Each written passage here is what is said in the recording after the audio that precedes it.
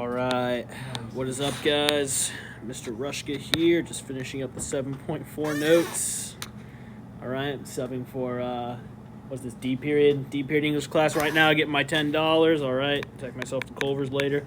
All right, so, yeah, just going forward with what we were talking about earlier. When I see one of these problems, I first want to get 0 on one side of the equation, all right, just like we did in Algebra 2.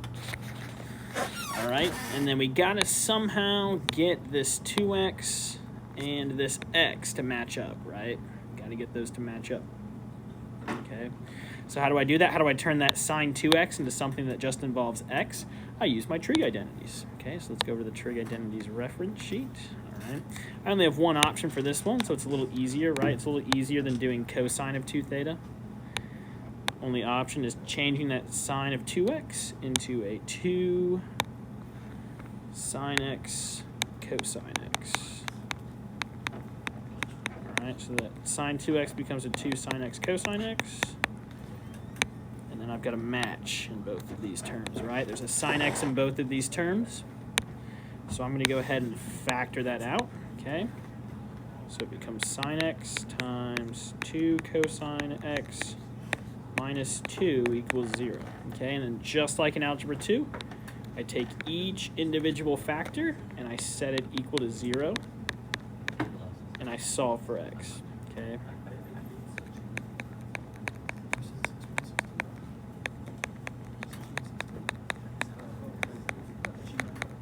Okay, so my inverse trig is coming back, right? This is x equals inverse sine of 0, and this is x equals inverse cosine of 1, okay? All right, so we want the angle whose sine is 0. So if I draw my little crosshairs,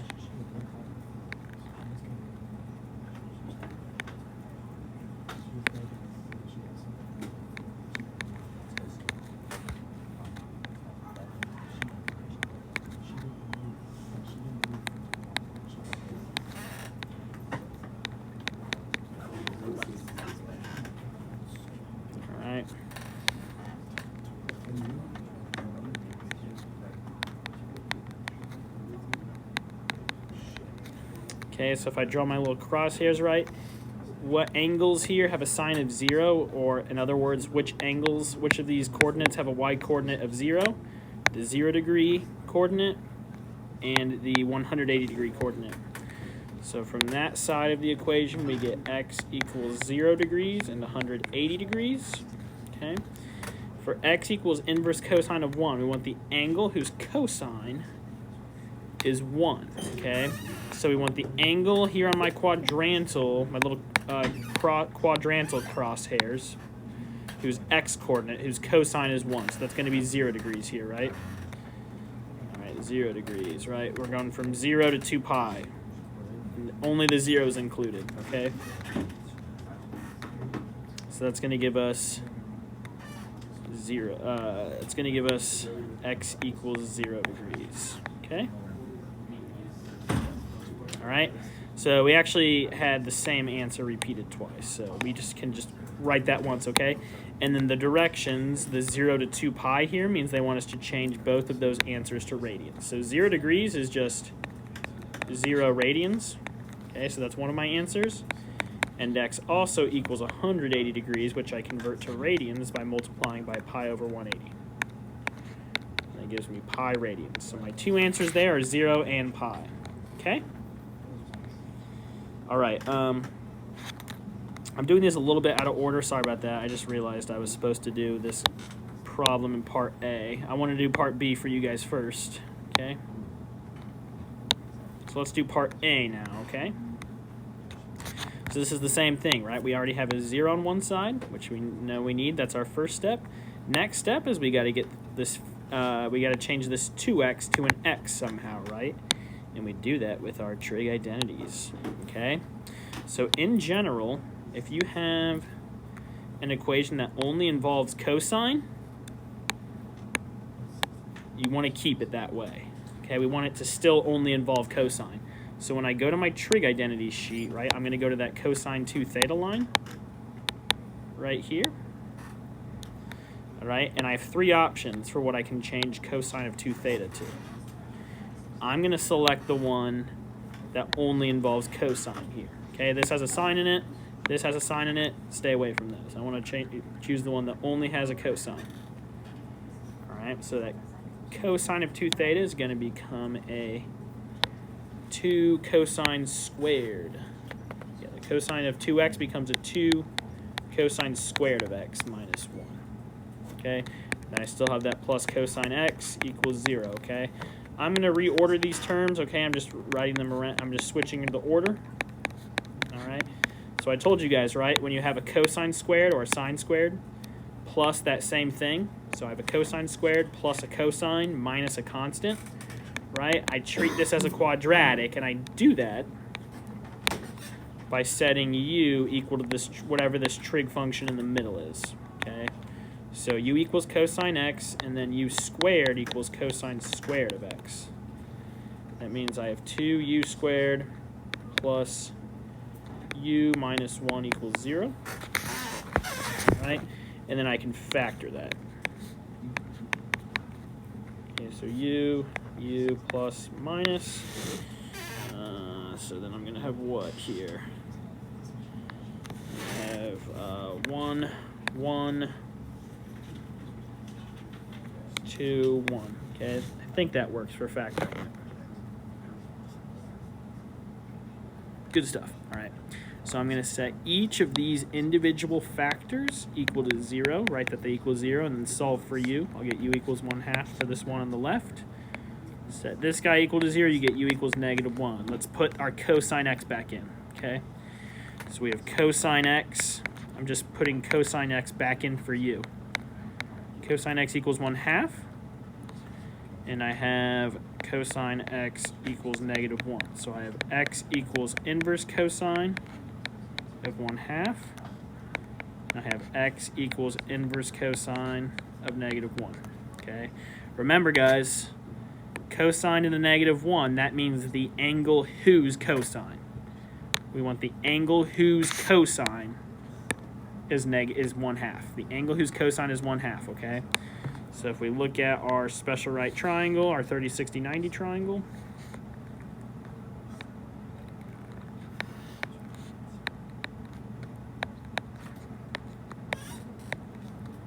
Okay, what angle here has a cosine and adjacent over a hypotenuse of 1/2? That's going to be 60 degrees. Adjacent over hypotenuse is 1/2. So one of our answers is going to be 60 degrees. That's also going to be our reference angle. Okay, and then I'm just going to draw ASTC on here. Okay, and then the other quadrant that has positive cosines is the 4th quadrant here. So we're actually going to do 360 degrees minus that reference angle to get our other answer of 300 degrees. Okay, 360 minus 60 gives me 300. Okay, and then x inverse cosine of -1, the angle whose cosine or whose x coordinate here is -1, that's going to be 180 degrees. So that'll be my third answer, and then I just have to multiply all of them by pi over 180 to get my answer in radians, okay? So 60 times pi over 180, that'll give me, what, pi over 3? 300 times pi over 180. That'll give me what? Zeros cancel out. I get 15 over 9. What is that, 5 pi over 3? Yeah. That'll give me 5 pi over 3. And then 180 times pi over 180 gives me pi. There you go. Okay, so those are my 3 solutions there, all right? Let's move on to these. I think these are actually even easier, to be honest with you. And I'll show you why, okay? So let's find a sine of alpha plus beta, okay? There's only one trig identity we have that we can use for that, right? It's sum. If we're going to use our sum difference identities, only trig identity we have for that is this, okay? So using that trig identity, yeah, you're good. using that trig identity, we get sine of alpha plus beta equals, I'm looking at my sheet. Okay, so my u is equal to alpha here. It's a terrible alpha. My v is equal to beta. Okay, so sine of alpha plus beta becomes sine of alpha cosine of beta plus cosine of alpha sine of beta. Okay. So the problem tells us right here that sine of alpha equals 3/5. Cosine of beta equals 5/13. Right? So that term becomes 3/5 times 5/13. Okay? Then we got to figure out what cosine of alpha and sine of beta are. Okay? So here's how we do that, okay? So we know that cosine squared of alpha plus sine squared of alpha. Yeah, is that how I want to do that? Yeah, let's do it like that. Is going to equal 1, right? So plugging in sine of alpha, we get cosine squared of alpha plus 3/5 squared equals 1. Or cosine squared of alpha equals 1 minus 3/5 squared. Or 1 minus, what is that, 9/25. Okay. And that's equal to what? 16/25. So cosine squared of alpha equals 16/25. Taking the square root of both sides, I get cosine of alpha equals 4/5. And make sure they give you beta in the fourth quadrant to tell you that when you take the square root, you're taking the positive square root. So cosine alpha equals 4/5. Positive 4/5. Okay. Beta we get the same way. Okay. Sine squared of beta plus cosine squared of beta equals 1, or sine squared of beta plus 5/13 squared equals 1, or sine squared of beta equals 1 minus, that'll be what, 25/169. So that's what, 169/169 minus 25/169, which is what, 144/169. Okay, that's equal to sine squared of beta. Okay, so to finish solving, we take the square root of both sides. We get 12/13. All right, and they tell us that alpha is between pi/2 and pi, which means it's in the second quadrant. So that sine should be the positive square root. Okay, times positive 12/13. Okay. All right.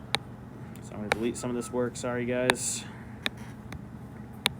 So multiplying these two together, I get what? 15 over, what's 5 times? 65. Multiplying these two together, I get 48/65. Adding that across, I get 63/65 is my final answer. Okay? So there you go. There you have it. Okay? We want to keep using these, okay? So I'm going to write down what I got for sine of beta. So sine of beta equals 12/13, which I found below. Let's keep that handy. Okay, so let's highlight it in pink, keep it handy. Okay, up here, I found that cosine of alpha equals 4/5, 4/5. Let's highlight that in pink, keep it handy, okay? So using those two things, we know that the tangent of alpha is going to be the sine of alpha over the sine of beta, which is what? 3/5. I'm just copying this from above. over, sorry, not sine of beta. I should say cosine of alpha, sorry. It's going to be sine of alpha over cosine of alpha, which is 3/5 over 4/5, or 3/5 times 5/4, which is 3/4. Okay, and the tangent of beta is going to be equal to sine beta over cosine beta.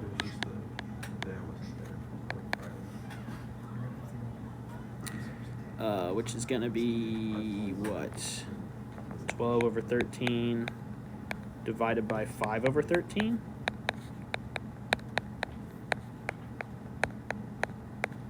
So 12/5, okay? So I computed those with these two values and these two values, okay? Let me cross off some of this work here. Sorry about that.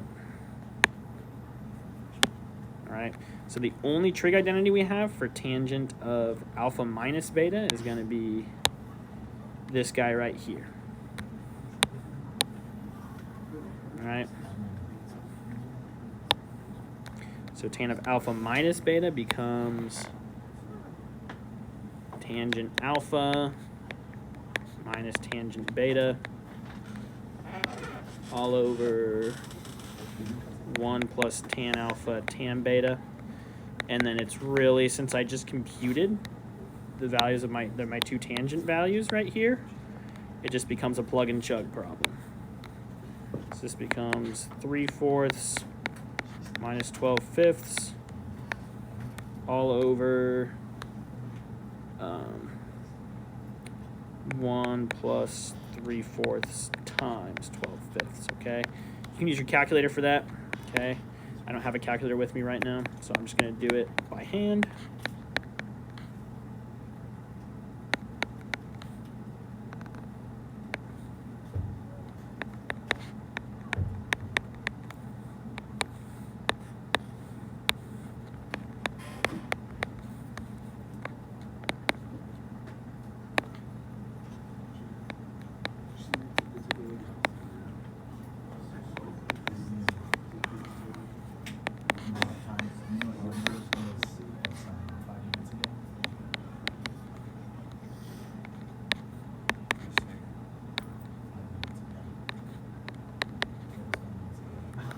So there you go. That's what my answer is going to simplify to, okay? So just two more. Bear with me, okay? Cosine of 2 alpha. Cosine of 2 alpha equals what? That's a good one we can use there. You can use any of these. Any of them will work, okay? You can use any of these identities for 2 alpha. Okay? But we want to change that 2 alpha into just alpha. Okay? So we do that with our trig identity. So cosine of 2 alpha equals cosine squared of alpha minus sine squared of alpha. That's from my identity sheet.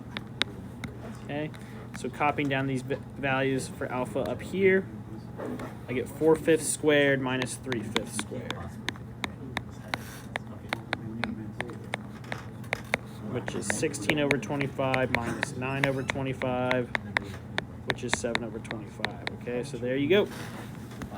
Then cosine of beta over 2. I'm going to use my half angle identity, my cosine of theta over 2 identity. All right. So this is going to become what? Cosine, or it's going to become plus or minus square root of 1 plus cosine of beta all over 2. That cosine of beta I get from up here. It's 5/13.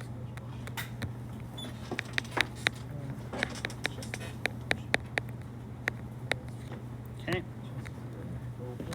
And then since beta is in the... Oh, one sec, guys. Finish this real quick after the prayer. All right, guys, stay in the room. Keep your phones away for prayer, please. All right, stay in here, please. Thank you. Wonderful choir for sharing their gifts with us today. Now let us end this day together, as is our tradition, by praying to Our Lady, and we pray in the name of the Father, the Son, and the Holy Spirit. Hail Mary, Full of grace, the Lord is with thee. Blessed art thou among women, and blessed is the fruit of thy womb, Jesus. Holy Mary, Mother of God, pray for us sinners, now at the hour of death. Amen. Take care, guys. Thank you. Son, and Holy Spirit. Thank you. Amen. All right. So that's that. We just got to simplify it, and we got to pick the right SIGN here. We got to pick the right plus or minus, okay? So beta is equal to 5/13, right? Beta, cosine of beta is equal to 5/13. Beta's in the fourth quadrant. Beta's going to be in the fourth quadrant, okay? So let's think about this.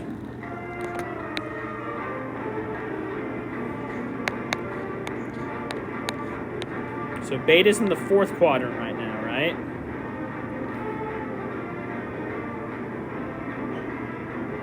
So when you divide beta by 2, when we do beta over 2, that's going to be what? So beta over 2, if we look at this inequality, beta is between 3 pi over 2 and 2 pi.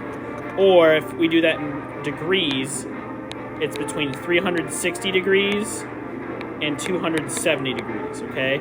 So if we divide everything by 2 here, we know that beta is going to be in between 135 degrees, or beta over 2 is going to be in between 135 degrees and 180 degrees, okay? So that's between 135 and 180, that's going to be in the S quadrant, is where beta over 2 is going to be, okay? So cosine, the cosine of beta over 2 needs to be negative. So we're going to erase this plus or minus symbol and just change it to a negative. Okay. All right. And then I'll simplify this fraction in here just by multiplying by 13 over 13, right? Whatever the nested, right? So I have a fraction within a fraction here. The little trick is you can just multiply by that nested denominator of that smaller fraction, okay? It's going to be negative. 13 times 1 is 13. 13 times 5 over 13 is 5. 13 times 2 is 26. It's going to be negative square root of 21 over 26, okay? If we rationalize that, right, multiply the top and bottom by root 26, we get negative, what's 21 times 26?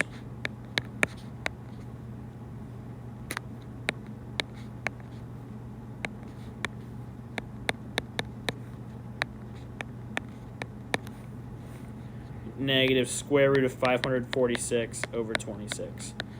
There you go, guys. Okay, be sure to stop into office hours or something like that if you have questions. All right. It's just practice from here, okay? You guys take care.